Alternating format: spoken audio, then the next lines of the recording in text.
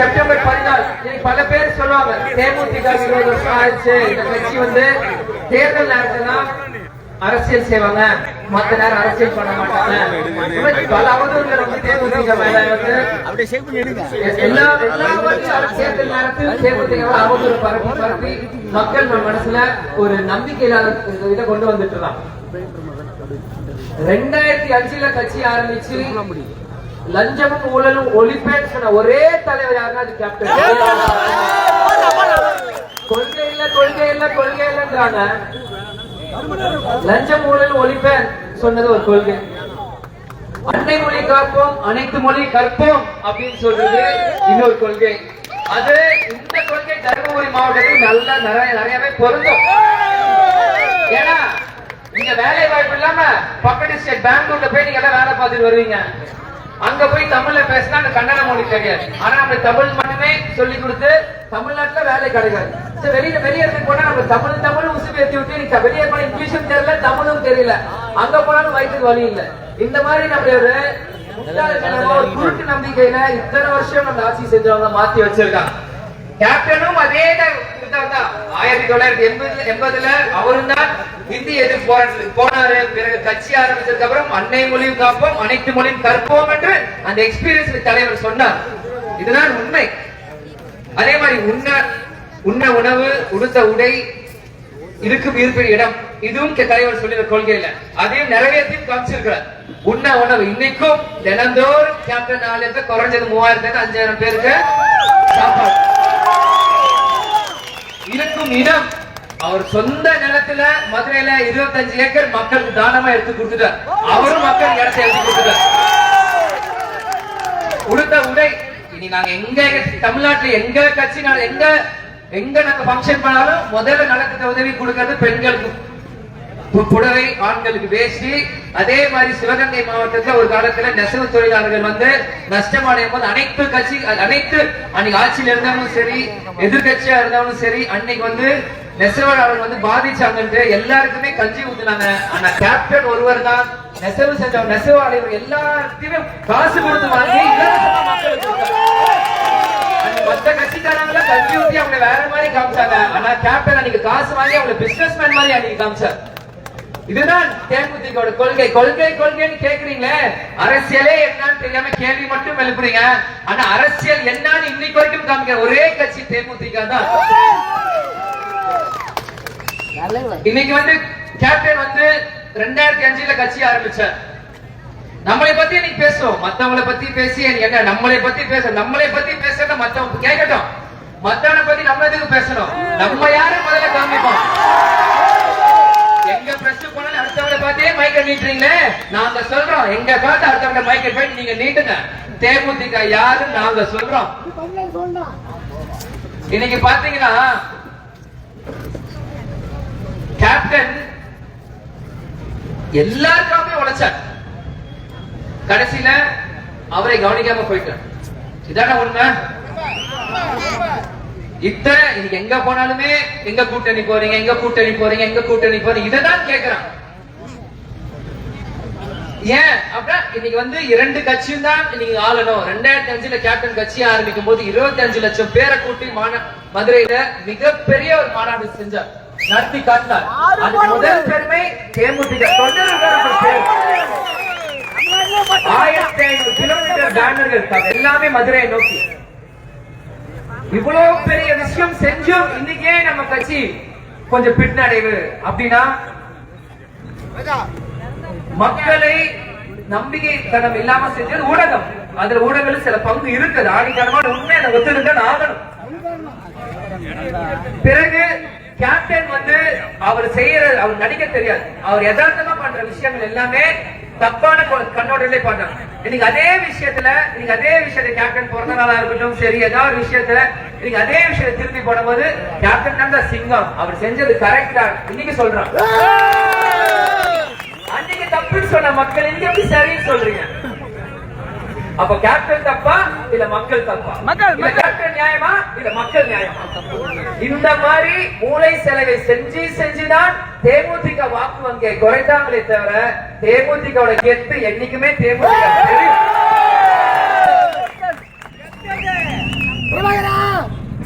இன்னைக்கு நீங்க பாத்தீங்கன்னா தேமுதிக வந்து இன்னைக்கு பாத்தீங்கன்னா எல்லா கட்சிக்குமே இன்னைக்கு தேமுதிக வேணும். எல்லா இன்னைக்கு வந்து ஒரு பக்கம் தேமுதிக எதிர்ப்பா அவங்களுக்கு எதுவும் இல்லைன்னு பேசுற ஊடகமும் ஒரு பக்கம், அனைத்து ஊடகங்களும் தேமுதிக போற இடம் பலம் வாய்ந்த அந்த கூட்டணிக்கு பலம் அப்படின்னு சொல்ற இன்னொரு இடம். இது மக்களாக நீங்கள் சிந்திச்சு பார்க்கணும். இன்னைக்கு ஆளும் கட்சிக்கு எதிர்கட்சிகளாம் வந்து பிரிஞ்சு கிடக்கு அப்படின்னு ஒரு மெதப்புல இருக்காங்க. எதிர்கட்சிங்க வந்து ஆளுங்கட்சி மேல அதிருப்தியில இருக்காங்க அப்படின்னு அவர் ஒரு மெதப்புல இருக்காங்க. இரண்டு கட்சியுமே சமநிலையில இருந்து ரெண்டு பேரும் ஒரு மெதப்புல இருக்காங்க. ஆனா அந்த இரண்டு கட்சி மெதப்புல போற அந்த கப்பலை ஓட்டுற கேப்டன் கட்சி அது திமுகவுக்கும் பொருந்தும் அதிமுகவுக்கும் பொருந்தும். இன்னைக்கு பாத்தீங்கன்னா தேமுதிக முன்ன மாதிரி ஓட் பர்சன்ட் இல்ல, அவங்க கிட்ட முன்ன மாதிரி ஆட்கள் இல்ல அப்படின்னு சொல்றவங்க எல்லாருக்குமே நான் சொல்லிக்கிறேன், பேசுற ஏசி ரூம்ல இருந்து தயவு செஞ்சு வெளியே வந்து மக்கள் இடத்துல வந்து பாருங்க. இன்னைக்கும் இன்னைக்கு 9 மணி ஆகுது, இன்னைக்கும் இவ்வளவு செலவு செஞ்சு எந்த ஒரு பலனே எதிர்பார்க்காத கட்சி எங்க தொண்டர்கள் தேமுதிக மட்டும்தான். இந்த கிராமத்திலே 9 மணி நேரம் இவ்வளவு பெண்கள் இங்க இருக்காங்க. இங்க மெடிக்கல் ஷாப் இப்பதான் 9 மணி நேரம் கடையை சாத்துறாங்க.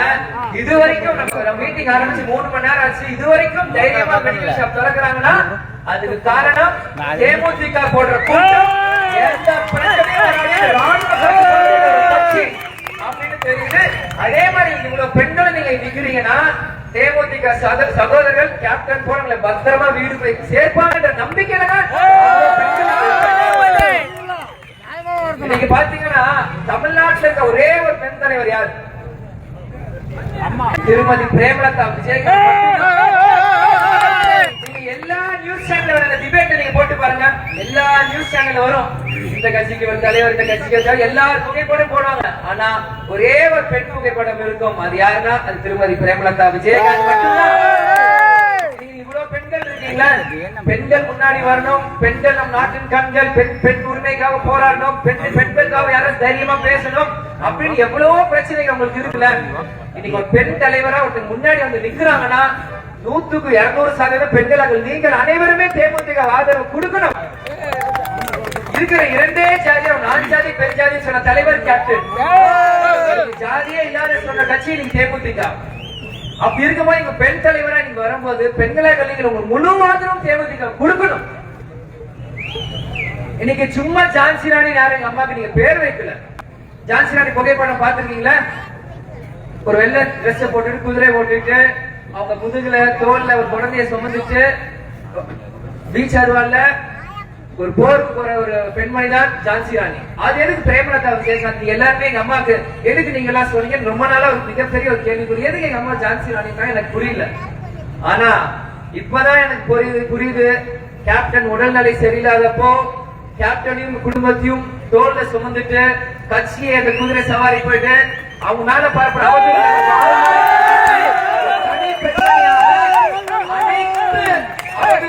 அனைத்து எதிர்ப்புகளையும் சந்தித்து நீங்க ஒரு பெண்மணி இன்னைக்கு சவால் செய்யறாங்கன்னா அது வரவேற்படுற விஷயம். இன்னைக்கு எல்லாருமே சொல்ல தேமுதிக வந்து பேரம் பேசுறாங்க, அவங்க பணம் பணம்ன்றாங்க. டேய் கொடுத்து சிவந்த மண்டபத்தை இருக்காங்க.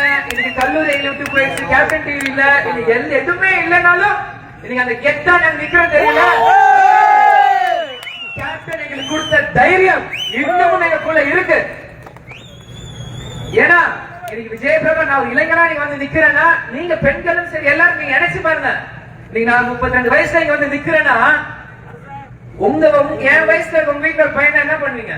காலேஜ் படிச்சு முடிச்சோடனே அப்பாவுக்கு வயசாகுதுன்னா கல்யாணம் பண்ண, உடனே வேற வேலைக்கு போ, குடும்பத்தை நீ தான் பாத்துக்கணும். உடனே பெண்களுக்கு எல்லாருக்குமே ஒரு பயம் வரும். ஏன் நண்பர்களே போனாலும் வீட்டுல கல்யாணம் டார்ச்சர் பண்றாங்க. இப்பயும் நண்பர்கள் சொல்லிட்டு இருக்காங்க, இன்னைக்கும் வேலை இன்னைக்கும் நண்பர்கள் ஓடிட்டு இருக்காங்க. அப்படின்னா நம்ம எல்லாரும் குடும்பத்திலையும் இது விஜயகாந்த் பையன் எக்ஸ்ட்ரா 2 காடா, நானும் அதே மனுஷன் தானே, அதே மூலியமான நானும் அப்படியெல்லாம் நானும் இருக்கேன். எனக்கும் சில ஆசைபாசைகள் இருக்கும்ல. இந்த வயசுல நான் அப்படி போனோம், இந்த வயசுல இப்படி இருக்கும்ட்டு. எங்க அப்பா என்ன 6 வாட்டி சிஎம் இருந்தாரா, எங்க தாத்தா 6 வாட்டி சிஎம் இருந்தாரா, இல்ல தேமுதிக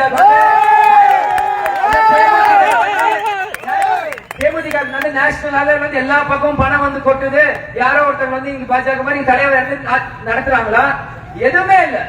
காலேஜ் முடிக்கிற கேப்டன் உடல்நிலை சரியில்லை, இன்னைக்கு வரும் கட்சி ஒரு பக்கம்ன்றாங்க, தொண்டர் தம்பி நீங்க வரணும்ன்றாங்க. எதுவுமே எனக்கு தெரியல. கேப்டன் சொல்ல நீ போன்றாரு, எங்க அப்பா சொன்ன தலைமை வந்துட்டே இருந்தா தொண்டர்கள் கூட்டம் கூட போயிட்டே இருந்தா. இந்த செகண்ட் வரைக்கும் என் வாழ்க்கையில என்ன பண்ண போறேன், என்ன நடக்கும் எனக்கு எதுவும் தெரியாது.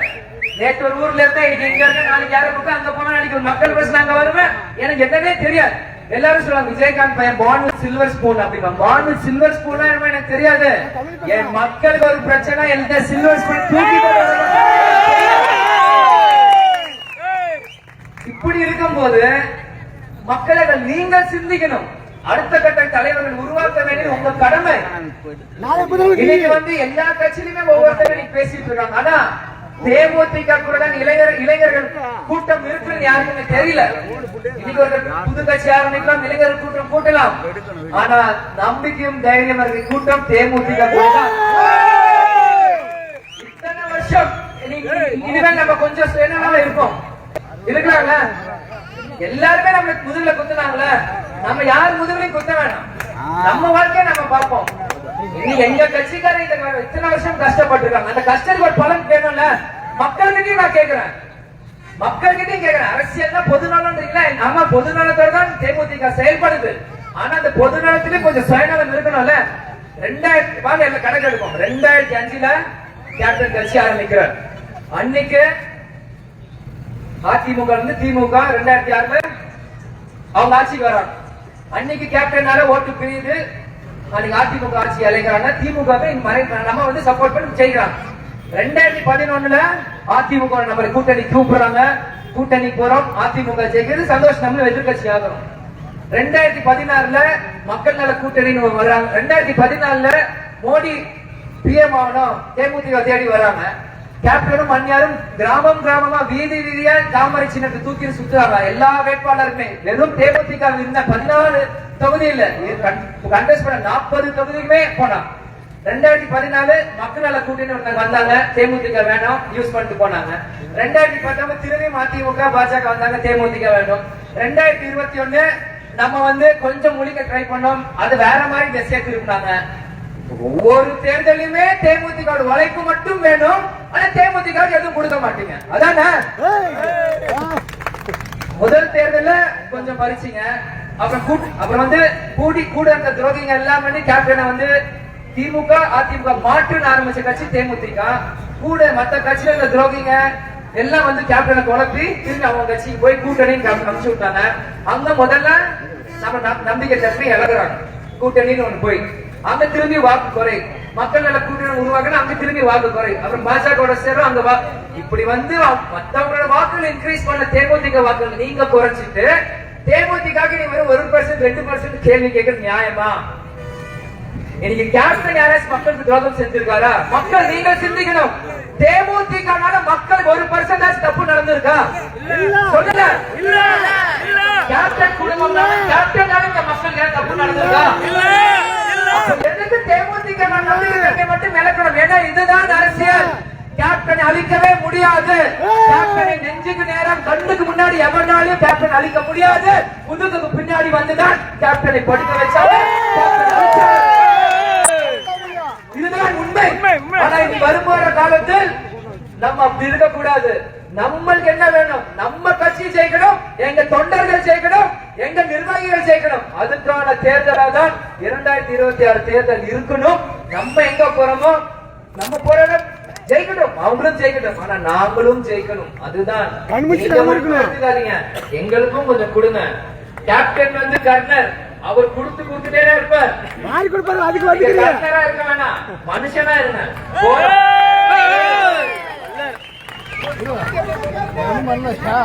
அதனால எல்லாரும் தைரியமா இருங்க. நமக்கான காலம் கண்டிப்பா இருக்கு. கேப்டன் இல்லைன்னு மட்டும் யாருங்க கவலைப்படாதீங்க, ஒவ்வொருத்துக்குள்ளயும் கேப்டன் இருக்கிறார். இதுவரைக்கும் நீங்க கேப்டனை பார்த்திருப்பீங்க, திருமதி பிரேமலதா விஜயகாண்ட பார்த்திருப்பீங்க. 2 பேரும் கலந்து இந்த விஜய்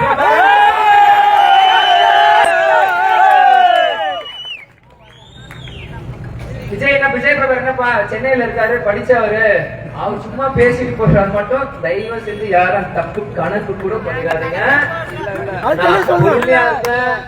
ரொம்ப ரியாக்ட் பண்ண மாட்டேன், அமைதியா இருப்பேன். ஆனா ஏதாவது தப்புன்னு தெரிஞ்சதுன்னா கேப்டன் பொங்குற அளவுக்கு நியாயத்துக்கு பக்கம் தான் நிற்பேன். கேப்டன் மாதிரியே தான், தோரணை மட்டும் கேப்டன் இல்ல, குணத்திலையும் கேப்டன் தான். அதை கூட இருக்க நண்பர்கள் தெரியும். ஆனா உங்க முன்னாடி சொல்ல வேண்டிய ஒரு வாக்கியமா அது பார்த்து ஒரு கருதி உங்க முன்னாடி நான் சொல்றேன். இதே மாதிரி இந்த அரூர் தொகுதியில கேப்டன் வந்து செம்மரை கட்டை இருந்தவங்களுக்கு வீடு வீடா போய் 10 லட்சம் ரூபாய் பணம் கொடுத்த ஒரே தலைவர் 20 லட்சம்.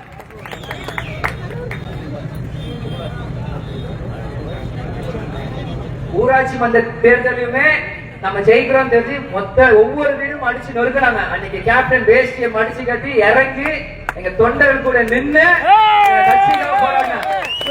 அதே மாதிரி நான் வேஷ்டி கட்டல, இந்த மாதிரி ஏதாவது பிரச்சனை காலரை தூக்கி விட்டு இன்னைக்கும் கேப்டன் சிலையை வைக்கும் போது பல பிரச்சனை சொன்னாங்க. இன்னைக்கு வேணா தடுக்கலாம், ஆனா நாம வந்து அராஜகமா பண்ண மாட்டோம். நியாயப்படி பர்மிஷன் வாங்கி வைக்கிறோம். அந்த திருப்பியும் தடுத்தீங்கன்னா, அன்னைக்கு விழுப்புரத்தை ஒரு இடத்துல கொடி வச்சுனா வெட்டினாங்க, பல ஆயிரம் இடத்துல கொடிகள் ஏற்றப்படும். ஒரு கேப்டன் சிலையை நீங்க தடுத்தீங்கன்னா பல லட்சம் இடம் கேப்டன் சிலை உருவாகும். அது விஜய் பிரபரை தெரு தெருவா வீதி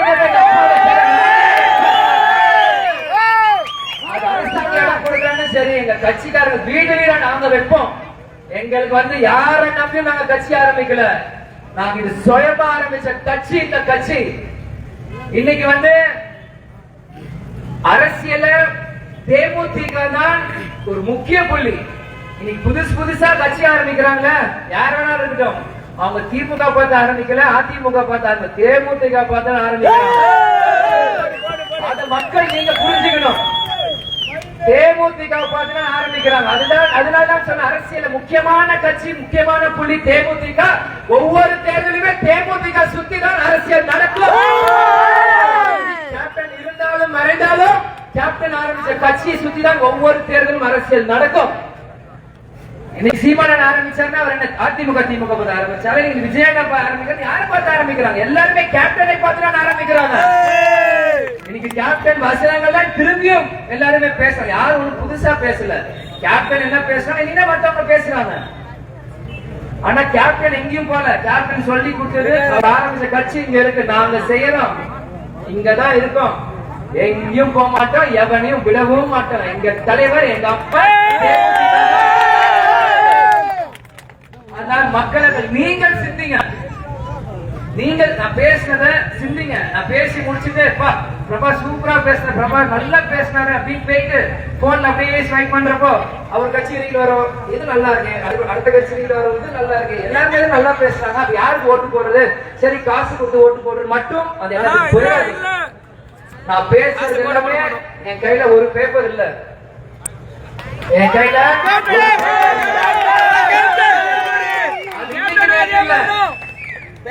முதல்ல 2017 நான் 25 வயசுல ஆரம்பிச்சேன். முதல்ல அரசியல் மேடையில் ஏறினாலே 25 வயசுல. அன்னில இருந்து ஒரு பேப்பர் இல்லாம தான் நான் பேசுறேன். இத வந்து நான் வேற யாருமே குத்தம் நீங்க நினைக்காதீங்க. அரசியல் என்பது தேமுதிக அரசியல் என்னன்னு நான் சொல்றேன். மனசார உணர்வோட நம்ம மைக் முன்னாடி நாங்க பேசுறோம். சும்மா பதவிக்காகவும் பணத்துக்காக முன்னாடி நாங்க பேசல, விஜலுக்காக பேசல. இங்க வழி கேப்டன் உழைத்த உழைப்புக்கு அங்கீகாரம் கிடைக்கல, கேப்டன் அவனை விட்டுட்டு போயிட்டார். அந்த வழியில நாங்க பேசுறோம். கேப்டன் மிஸ் பண்றோம் நீங்க எல்லாருமே நீங்க சொல்றீங்களா? ஒவ்வொருத்தருமே கேப்டன் மிஸ் பண்றோம் நீங்க சொல்றீங்களா? ஆமாவா இல்லையா? கட்சியில இருக்கவங்க ஒரு சொந்த படம் பார்க்கறவங்க சொந்த, கேப்டன் படமே பார்க்காதவங்களும் சரி, வெளிநாட்டுல கேப்டன் பார்த்து அழுகுறாங்க. சிங்கப்பூர், மலேசியா, துபாய், ஸ்ரீலங்கா, எல்லா லண்டன், பாரிஸ் எல்லாருமே கேப்டன் வந்து இப்பேற்பட்ட தலைவர் மிஸ் பண்ண எங்களுக்கு தெரியலன்றாங்க.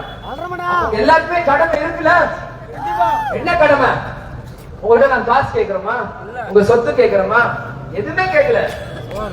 ஒரே விரல் புரட்சி கலைஞருக்கா ஒரு விரல் 2026 மிகப்பெரிய ஒரு மாற்றம் வரும்.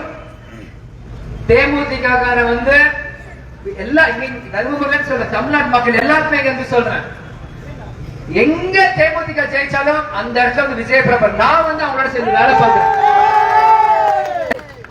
உங்க வீட்டு மகனாக இன்னைக்கு வந்து என்ன சொத்து வேணாலும் போட்டு எங்களை விட்டு, ஆனா கேப்டன் சம்பாரிச்ச கோடிக்கணக்கான சொத்து நீங்க கூட இருக்கிற வரைக்கும் எங்களுக்கு எந்த பயமும் இல்லை, எந்த அச்சமும் இல்லை.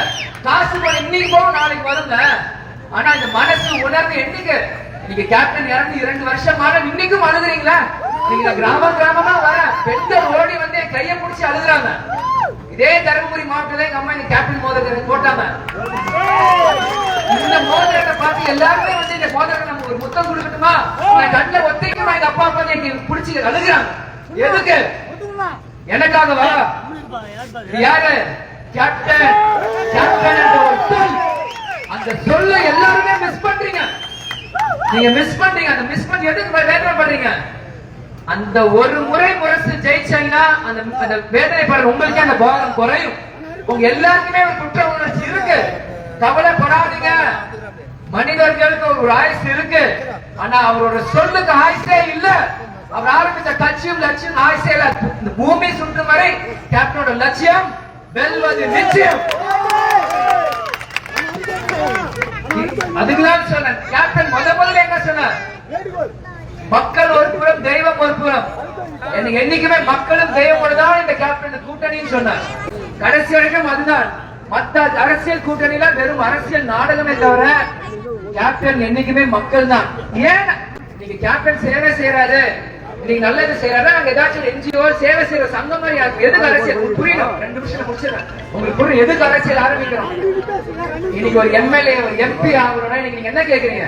தண்ணி வசதி. இங்க கூட்டு குடிநீர் தண்ணி வசதியே இல்லைன்னாங்க. கரெக்ட் தானே? தண்ணி வசதி, பஸ் வசதி, கரண்ட் வசதி, இது எல்லாமே ஒரு சின்ன ஒரு என்ஜிஓவோ ஒரு ரோட்டரி கிளப்போ லயன்ஸ் கிளப்போ பண்ண முடியாது. ஒரு தொகுதிக்கு சட்டமன்ற ஒரு எம்எல்ஏ ஒரு எம்பி ஆகி நின்று கவர்மெண்ட் பங்கு வாங்கி மக்களுக்கு செய்யணும். நீங்க மக்களுக்கும் அரசாங்கத்துக்கு நடுவுல ஒரு பிரிட்ஜ் ஒண்ணு இருக்கு. அந்த பிரிட்ஜ தேமுதிக நிக்க வைங்க. கரெக்டா அந்த அரசாங்க பணம் மக்களுக்கு போய் சேரும். ஒரு நல்ல ஒண்ணு நிப்பாட்டிங்கன்னா, ஒரு திருட்டால நிப்பாட்டிங்கன்னா டேம் மாதிரி அணையை கட்டிடுவாங்க. வர காசு அப்படியே கிணறும், அப்படியே சுரண்டு ஓடிடுவாங்க. எந்த அணையும் கட்டாம கடல் மாதிரி விடுங்க. தேமுதிக கரெக்டா அந்த காசை பைசல் பண்ணி கரெக்டா மக்களுக்கு என்ன தேவையோ அதை செஞ்சு கொடுத்துட்டு போயிட்டே இருப்பாங்க. ஏன்னா தேமுதிக வந்து சினிமால இருந்து வந்த கட்சி. தலைவர் வந்து சினிமா. நீங்க கை தட்டு விசில் அடிக்க அடிக்கதான் எங்களுக்கு பூஸ்ட், எங்களுக்கு எனர்ஜி. பணத்தால் எங்களை விலை வாங்க முடியாது. உங்க சத்தத்தாலையும்